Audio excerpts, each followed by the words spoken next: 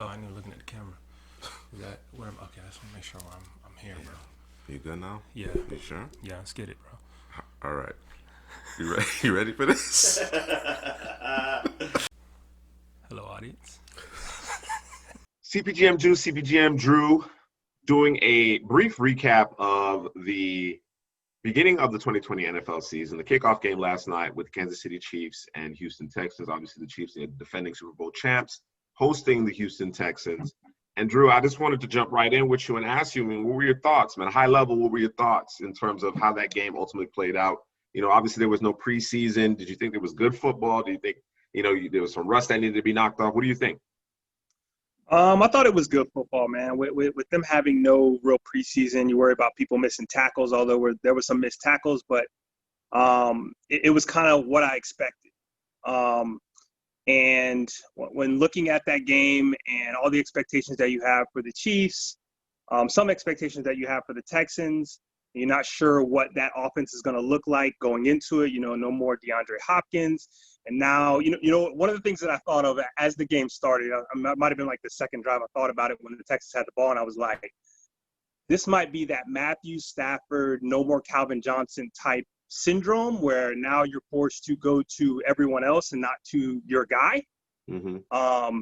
And it kind of looked that way in the beginning where he was just kind of, spreading the ball around to the different receivers.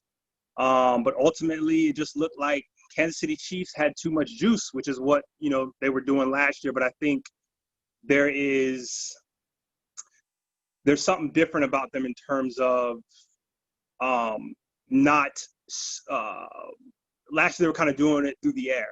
I think this year, this might be the most dangerous Chiefs offense that we're going to see because I think they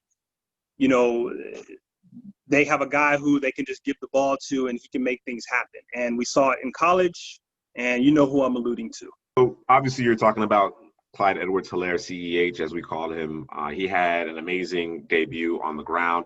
I actually anticipated him being more involved in the passing game, but they rode him. 25 carries out the gate. You generally don't see that with seasoned veterans, let alone a rookie, that is a little on the, the smaller side. Maybe not small, but you feel me? He's not your 6 foot, 230-pound back. You know what I mean? So I was a little surprised that he got that kind of workload, but he obviously impressed. He did struggle some in the short yardage situation, and of course, me. You know how I am, Drew. I know you like to call it that old man football. You know what I mean? There's no lead blocker. You're at the goal line. There's no lead blocker, and you're getting stuff trying to do these inside handoffs. You know what I'm saying? Like I cringe when I see that. I cringe when I see that. But overall, obviously, he had a really big game. And to your point about this Chiefs offense being more dangerous, I think it comes down to play calling. You know what I'm saying? Andy Reid, considering the weapons that they have on the perimeter, considering the quarterback that they have, Andy Reid, in a sense, he wants to throw the football. He wants to put pressure on the defense, and he can get a little pass happy. I think even with, let's say, Damian Williams, who I thought was the best player on the Chiefs offense in the Super Bowl, personally, he didn't necessarily get that workload. You know what I mean? They didn't necessarily have that level of balance. I think they understood that with the very unique offseason, it's probably not best. And let's be frank, when you look at the box score, Mahomes was highly efficient. If you just look at it through a vacuum, I think he completed about 75% of his passes, a little over 200 yards, 3 touchdowns, no interceptions. But he threw some bad passes. A couple of those probably should have been intercepted. You know what I'm saying? So he wasn't as sharp as he probably would have been had there been a full offseason. He got some reps in preseason, so on and so forth. So you lean a little bit more on the running game. Do I expect that to be the case throughout the entirety of the season? No, not necessarily. But if you're of the mindset that Clyde Edwards-Helaire is a clear upgrade over Damian Williams and Andy Reid as a play caller commits to running the football more, then you could very well be right. It's just a matter of whether or not Reid goes in that route. Because, again, the league is designed for you to throw the football. It really is designed for you to throw the football. You did mention the Texans in terms of moving on from DeAndre Hopkins and what that's supposed to look like. As how I feel about the head coach. What was your thoughts in terms of his coaching? We already have, reservations, obviously, very, very staunch reservations as with respect to him as a general manager. You trade away or you let Jadeveon Clowney and DeAndre Hopkins go, but you don't get a single first-round pick back for those guys. You know what I mean? So though that's bad enough. But from an X's and O's standpoint, what do you think? I can kind of see what he wants to do in terms of running that offense and getting the ball out quick and spreading things out and using David Johnson and Duke Johnson as they should be used. But they fell behind very quickly, and that kind of put a damper on what they wanted to do. David Johnson looked like the old kind of like the old David Johnson. Duke Johnson does what Duke Johnson does. But I thought that early on in that game, I think it was 14-7 if I'm not mistaken, and they were at the 50-yard line, about the 50-yard line, and I thought in my eyes, I thought, hey, go for this. I mean, in the previous drive, you had the Chiefs do the same thing, except they were on their side of the field. Right. And it was a shorter distance. Past the 40. It was a shorter distance. It was a short distance. It was shorter than what the Texans would have had to make. But I just felt like you got a quarterback who can make that happen in the Deshaun Watson. You have a David Johnson. You got a Duke Johnson. Why not take your shot? Pick a play that you feel comfortable with going on 4th and 2, and let's get it. Let's not give this Chiefs offense back to football, because that's the game you kind of gotta play with these guys, kind of keep away and keep them on the sideline. But he decided to punt and play defense, and it's kind of what happened after that. It didn't work out, and I'm less critical of the thought process. Pin them deep, play defense, yeah. But to that point, you have to know your personnel, and it doesn't look a lot different. I know the Texans have a new defensive coordinator. The Texans were actually flying around earlier in the game, but eventually they broke down because they weren't successful at affecting the quarterback, and that's really the name of the game. They struggle. Yep. They have struggled in the last 2 contests with Kansas City to affect Mahomes, get him off of his spot. And then of course they didn't tackle well in this game, and that's why Edwards-Helaire had the debut that he had. Of course some of that was his own doing, but they weren't wrapping up, and you can attribute that's maybe some of the lack of exhibition contact games or a very non-traditional offseason. But tackling in general isn't as good as it typically has been in the past, because there's less padded practices, there's less contact, less preparation from that standpoint. So the thing that gets me with the Texans, and like I said, we could do this whole video just talking about the ineptitude of Bill O'Brien, but we're not going to do that. Or we're not going to do that for the entirety of the video. Let me put it that way. Like I said, you have to know your personnel. Again, the inability to affect the quarterback on a consistent basis. I think Mahomes was hit maybe twice, maybe 3 times, and he was sacked once. On the other end of that spectrum, Watson was hit 8 times, and sacked 4 times. Watson was hurried on over a third of his dropbacks, whereas Mahomes was hurried on less than 20% of his dropbacks, and they both had 32 pass attempts, at the end of the day. So I'm of the mindset that you continue to struggle to affect the passer, and on top of that, you haven't truly addressed your secondary. You're still struggling to find defensive back play. Of course, we both like Justin Reed and what he brings to the table, generally speaking. But in terms of coverage, in terms of guys on the perimeter that can hold up against some of the upper echelon receivers, and of course, again, it's becoming more and more difficult for cornerbacks in the NFL because there's less that you can do. You can't get quite as physical with it. You can't get quite as grabby, right? But you're not bolstering that particular part of your defense either. There was one play, and I know I messaged you and Headley during the game where, I think Kansas City they were heading in there. I think they were about at the 10-yard line inside the red zone. And it didn't result in a touchdown upon review, but Sammy Watkins caught a little bit of a pass and made a move and turned it upfield and got to the 1-yard line. All right. He subsequently caught the TD pass, a little inverted smoke screen or jailbreak screen to get in the end zone. Not unlike what you see from New Orleans. And I see that a lot from the Chiefs as well. You don't have that much field to defend. You understand what I'm saying? What are you doing, Vernon Hargreaves? Like, challenge the receivers. The recognition, and you can attribute this to the players, you can attribute it to coaching, the recognition of understanding what the Chiefs do once they get inside the 10, inside the 5-yard line. You're going to get an inside handoff, right? You're going to get a sprint to the right or the left by Mahomes, and he's going to put pressure on you, having that kind of run-pass option, and there'll be a levels concept. And then, of course, they run crossers. They make you chase Tyreek Hill across the width of the entire field. That is what they do in the red zone. So how is there no recognition? You just finished playing them. You know what I mean? It doesn't even seem that long ago now. You just finished playing them. They're doing the same exact things to you, and you're still having struggles stopping it. So I get what you're saying, that you want to continue to kind of play that keep away game. But I think, there were plays to be made by the defense. As I mentioned, poor tackling, a lack of recognition, hold them to 3. It's a different ball game if you hold them to 3. It's a different ball game if you make the plays that they're there to be made in terms of those INTs. You understand what I'm saying? So yeah. I whether it be in-game adjustments, whether it be personnel, whether it be coaching, whether it be execution, it's poo-poo, man, as you like to say. I'm looking at the Texans team without a DeAndre Hopkins. That's what I'm looking. I'm looking at the same exact Texans team without DeAndre Hopkins. That's how I feel. And you know what really solidifies that for me is the fact that they still cannot protect Deshaun Watson.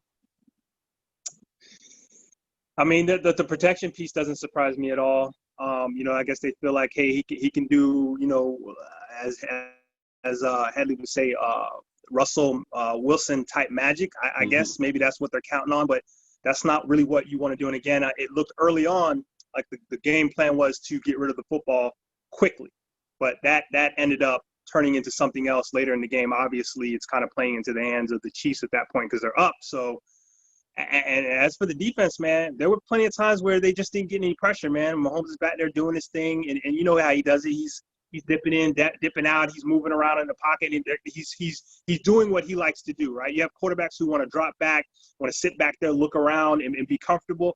Mahomes is comfortable in chaos, and so they kind of allowed him to be comfortable in his chaos. And I mean, you can't cover forever in the secondary, and we already know that secondary is not good, but they didn't really get any pressure on him either. So, I mean, I don't want to see the Texans and the Chiefs in any type of matchup again unless the Texans plan on making some different plans, some moves to face this team because they don't have what it takes to beat them. No, and I agree with you wholeheartedly in that this is just not a good matchup. I think everybody focuses on the quarterbacks. Yeah, and I love Deshaun Watson. I think you have elite quarterbacks. I think you have some of the upper echelon talent at the quarterback position on either side of the ball here, and that obviously generates a lot of intrigue and headlines and so on and so forth. People tune in to see those two quarterbacks match up against one another. They came in the same draft class, and there were one pick between them. You know what I mean? That's what people show up for. But again, to your point, in terms of the Texans being able to compete on a consistent basis, I don't want it to get lost in translation that the Texans did win that matchup during the regular season, right? They did win that matchup. But, they did. But as Andy Reid teams tend to do, they made adjustments. And as Bill O'Brien teams tend to do, they did not make set adjustments. Yeah. And you saw Stay the course, man. Yeah, you saw it from one quarter to the next during the Thursday night game. It's Groundhog's Day as far as I'm concerned. I'm seeing, again, like I said, whether it be their inability to get off the field on third down. And I have to say this. I have to put this on the record. I'm getting a little tired of seeing a flag come out anytime a defense happens to get a stop against Kansas City. I'm getting a little tired of it. You know what I'm saying? I'm not suggesting that it's easy. And, of course, the talent that the Chiefs have, it puts pressure. It puts a lot of pressure on the opposition. But, I'm going to point out one play in particular where I think it was Zach Cunningham that got flagged for a horse collar, where Travis Kelce clearly was holding his face mask. Clearly. It was clear as day. And what bothers me more so than even, or I shouldn't say more so, but it equally is frustrating, is that not only did the ref miss it, but apparently, because they'll go to whoever their rules expert is in the booth to look back, and because they were like, well, I don't know if this is a horse collar because he didn't actually get his hand inside the collar, right? He had it on the nameplate, which apparently is part of the rule. Okay, so that's the rule.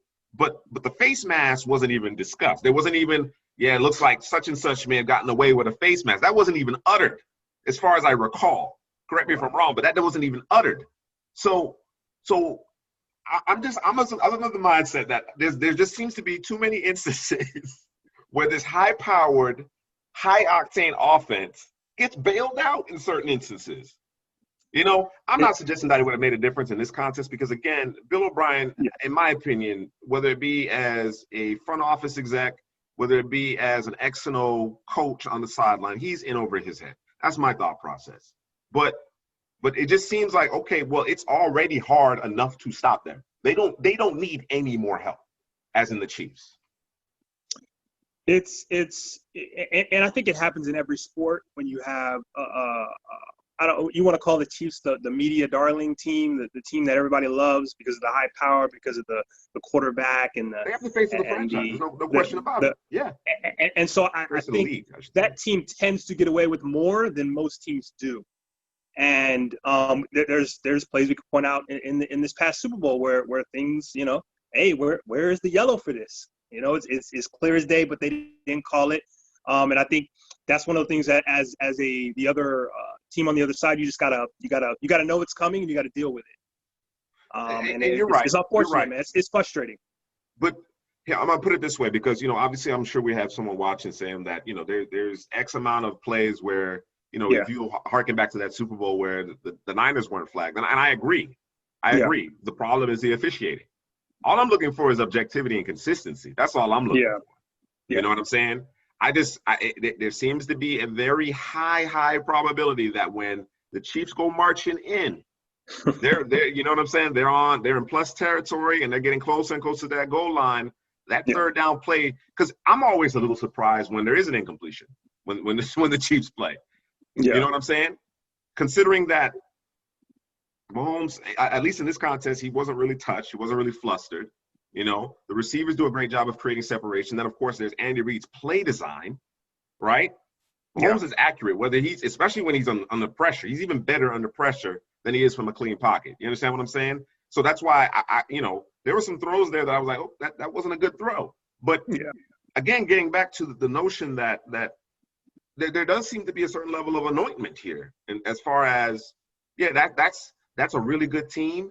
And, you know, if it didn't actually work, if they didn't complete the pass, then somebody did something wrong. You know what I mean? Somebody interfered, somebody that was defensive holding, somebody did something wrong if they did not convert every single third down. At any rate, I got to talk about your boy, man. I got to talk about your boy a little bit, you know. Who that? Bob?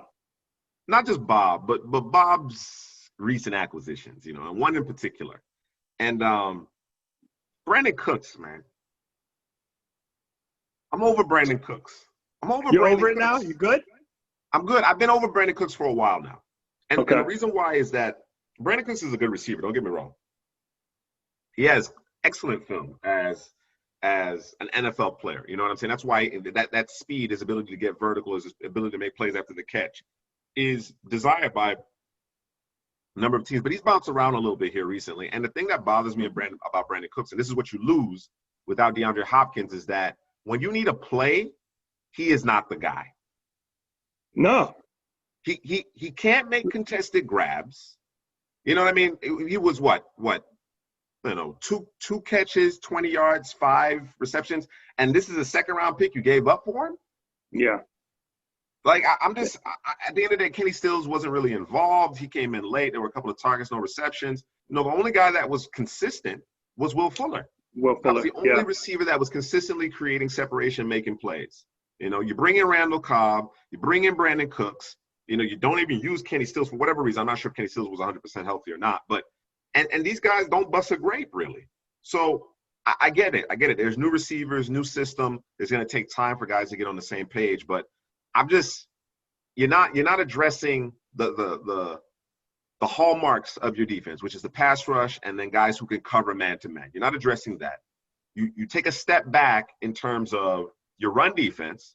You know, if you look at the whole Clowney move, you know, which is a little bit further removed now, obviously, but with that particular move, and then you still struggle to protect the quarterback, and you got receivers who aren't creating separation, man. Like, what are we talking about? Like I said, I almost, it was deja vu all over again when I watched this game.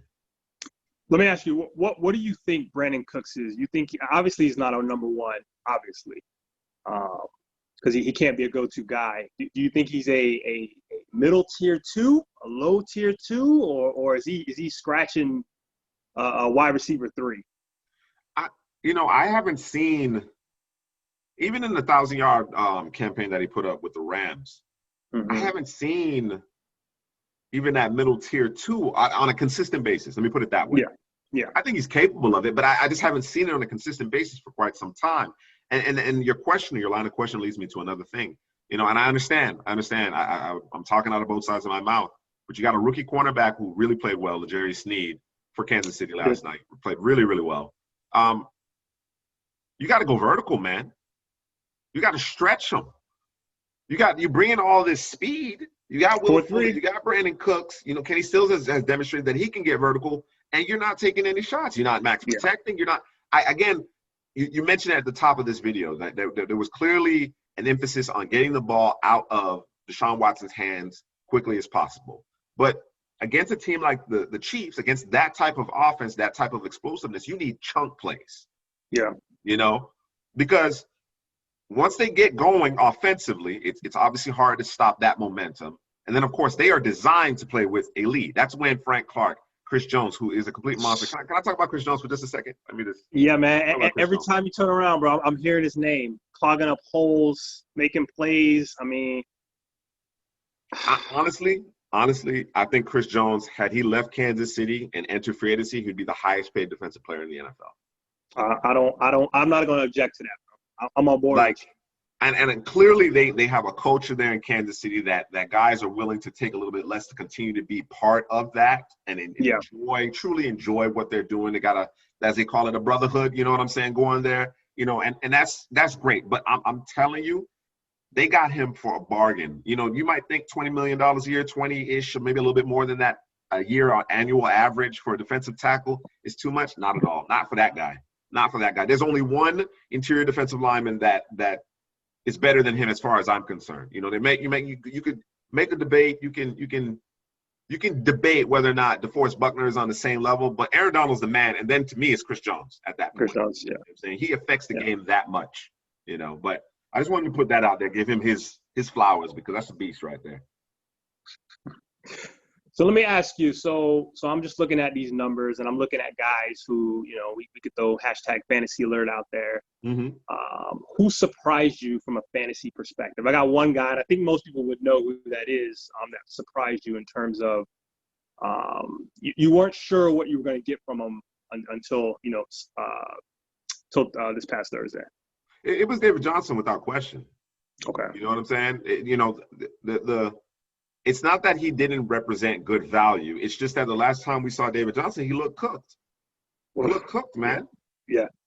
And we're not even talking about injuries associated with his lower body. It was the wrist, it was that, and he just did not look. He looked lethargic. He looked like there was no explosiveness. You could see it. You could see the vision. You could see the bounce. Had they been able to keep that game a little bit closer, they would have been able to ride him. You got to run the football to beat Kansas City. You're not going to beat Kansas City throwing the football 35, 45, 55 times a game. It's not going to happen. It's not going to happen. You have to control the line of scrimmage and impose your will. You need timely defense, obviously, but you got to run the football. You have to bloody their nose. And Johnson looked good. He looked really good. I again, messaged you guys, and I was like, this guy, he back? Because I'm seeing the player I saw in 2016, 2017. Yep. It's been a while since we saw that guy. Yeah. Nah, for sure. For me, I'm gonna say it was Will Fuller. I actually had him on my roster, one of my 18 fantasy teams that I have, and I had him on the roster, and I kept looking at it. You stare at the screen, you're like, dang, what should I do? Should I drop him? And if I'm not mistaken, I think I ended up dropping him from the league I was in. Wow. Yeah, so somebody scooped him. I don't even remember who I picked up. What are you doing? I was looking at somebody else. I was like, because I really didn't know what the Texans were about. No DeAndre Hopkins? Is it Kenny Stills? Is it Will Fuller? But you know what, though? Who is it? Randall Cobb? I feel you, but at the same time, there's a proven connection, a hell of a connection between Deshaun Watson and Will Fuller. Hey man, but he wears the Band-Aid though. You know the Band-Aid for Madden. Well, I mean that is always the concern. That's always the concern. But what you got to do, you got to ride it out. You got to ride it out until he wears the Band-Aid. You know what I'm saying? Somebody else is doing that for me. So you know what I mean? But, get it while the getting is good, bro. You know what I mean? Yeah, you're not. I don't think he's gonna play 16 games. You know, he's yet to demonstrate that. But as long as Will Fuller's healthy, he's gonna put up digits. He's gonna put up numbers. Crazy part is the passes he was catching were like within 10 yards. It was quick. It wasn't even down the field type stuff. That, you know what I mean? That was part of their game plan for some reason. I think Watson did miss him on a deep throw, but I thought the Texans should have taken more shots downfield. I think they should have, you know, especially if you're having trouble, because I get it. You know, they still struggle to protect the quarterback, which again has been a problem that they've had too long. This has been going on absolutely too long. They have yet to rectify that, you know, but you have to attack a team like Kansas City who's going to play a lot of man coverage. You know, Spags is going to blitz. He's going to bring pressures. He's going to put his cornerbacks in compromising positions, and the cornerbacks are going to be dependent on to make plays. You never know what happens. You know, a guy may hold. A guy may get that pass interference. Some of that works for Kansas City may actually work for you. But you can't make that happen if you're not aggressive enough. You know what I'm saying? And I'm not talking about necessarily that 4th down and 4 at the 50. You know, again, we could debate that. But I'm with you in terms of knowing and seeing that defense, by and large, at least through 1 week, and it's early, don't get me wrong, looks the same, looks to have the same deficiencies, right? In terms of being able to affect the pass on a consistent basis and play good, tight coverage on the back end. They still struggle with that. Then you have to push the envelope offensively then. You really do in that particular matchup. They got J.J. Watt though, bro. What you mean? And you know what? J.J. Watt played well. J.J. Watt is no longer the one-man wrecking crew, though. Yeah. You know what I'm saying? He's not that player anymore. He still plays very well. He's still very headsy. You know what I'm saying? And when he gets lesser, you know, Mitchell Schwartz is going to give him trouble. You know what I'm saying? More often than not. Mitchell Schwartz is going to give him that. Not to say that J.J. Watt didn't win some reps, but Mitchell Schwartz is generally going to give him trouble. But you play on lesser guys, J.J. Watt still can eat him up. You know what I'm saying? He can still eat him up. He played well. And Zach Cunningham, and I'm not sure anybody else did on that defensive side of the ball. Yeah, you ain't wrong. You ain't wrong, because I'm trying to think of some names and nothing popping in my head right now. So, that's probably the two that showed up. So let me ask you this before we wrap things up. Do you think – we think obviously that Chiefs offense will continue to round into form and the passing offense specifically will get sharper? Because I didn't think it was particularly sharp last night. It was plenty good enough to beat the Texans, but I didn't think it was particularly sharp. I think obviously as you know, that the calendar turns to October, they'll probably start hitting their stride as far as the passing offense. The Texans, you think they're a playoff team this year? What do you got? You got the Colts, the Titans. Normally I would say in that division, and generally it is. Yeah, but you got the Colts who have a quarterback. Looks like they got their stuff together. Pretty solid defense. You have the Titans who, you know, for all intents and purposes, probably should have been in the Super Bowl. So, no, I don't. It can't just be Deshaun Watson. Save me.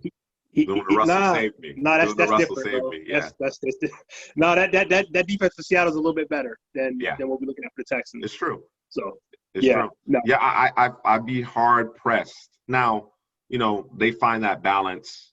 You know, let's see if David Johnson can truly be that difference maker. Like I said, he looked really good week 1 of 2020. But if he could truly be the difference maker, that'll help offset some of that pressure on Watson. But right now it looks a lot like it's looked in the past, where it's Deshaun Watson trying to make something happen, trying to, you know, every other snap having to bail and extend and bounce and move, and you know, it's just too infrequent that Deshaun Watson drops back, hits his back foot on that 3, 5, or 7 step drop, and the ball comes out. It's just too infrequent. Yeah. Well, that's going to do it for our reaction to Kansas City Chiefs and Houston Texans, the NFL opening night. I'm glad that football's back, man. You know, I got a chance to see my Canes too. You know, I was splicing in my Canes. We got that dub. You know, I would have liked a little bit more of a convincing win, but had about 350 yards rushing. So, you know, I like that. How was your quarterback? What are you looking like? What he looked good, man. Derek King looks good, man. He looks good. He looks better than any quarterback we've had in a long time. 10 years, bro.